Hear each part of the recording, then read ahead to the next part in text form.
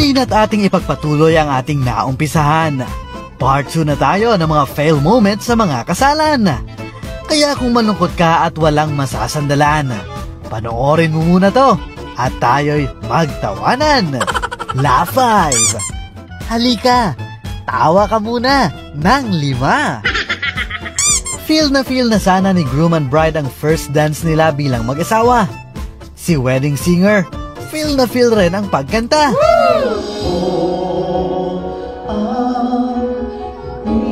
Wow naman! Wow! Sulit na sulit nga naman talaga ang bayad sa kanya. Yun nga lang sa huli, may sabit din pala.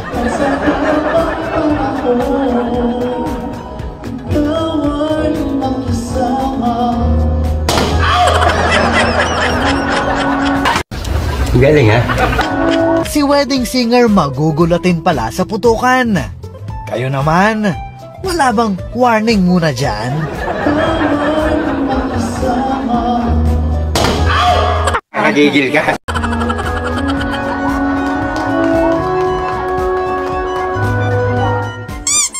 Speaking of wedding singer, mapapabilib na sana ako. Kay kuya na talagang ramdam ang bawat tono. Pero sa climax ng kanta mukhang ang usapan ay mag-iiba.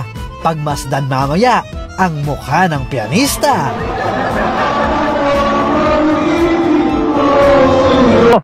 Parang may naamoy ako hindi maganda.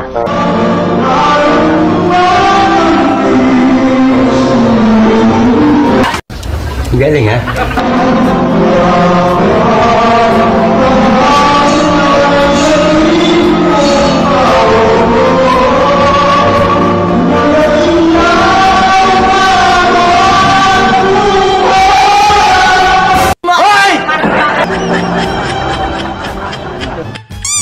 Sa mga wedding vows ngayon, tila uso na ang nag-aasaran. Buti na lang at wala naman masyadong nagkakapikunan. Pinapangako ko na iintindihin ka kahit nakakarindi ka na.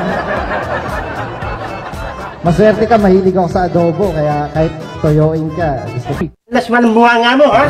Parehong bride and groom ay hindi nagpapatalo. Siguraduhin nyo lang na mamaya sa bahay, hindi magliliparan ng mga plato. I promise to give you the best of myself, to share my time and attention, and bring strength to our relationship. Your joy is my joy. Bola lang yan. Your pain will also be my pain. Please know that I won't be at my very best at all times, but I promise to love you and to take care of you to the best of my strength until the last beat of my heart. At kung may isang bagay man akong mahihiling sa oras na ito, yun ay sana'y naiintindihan mo lahat ng sinabi ko. Tanga talaga. Love you, dear.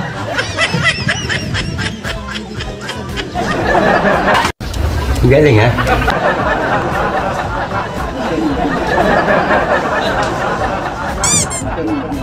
Sa kasalang ito naman, ang coordinator kanina pa nawawala. Nag-uumpisa na ang kasalan pero hindi pa rin siya makita. Pero huwag mag-alala, nandyan lang siya at ginagawa ang kanyang trabaho. Maya-maya lang, lalabas na yan at gugulatin kayo. No.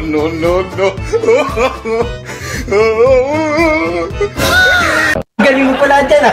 Hindi ko alam ha?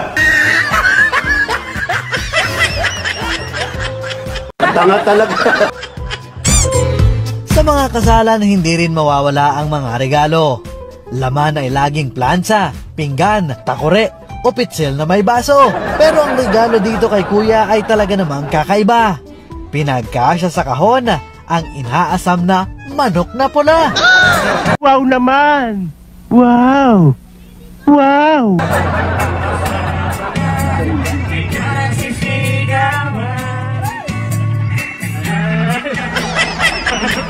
Tanga talaga.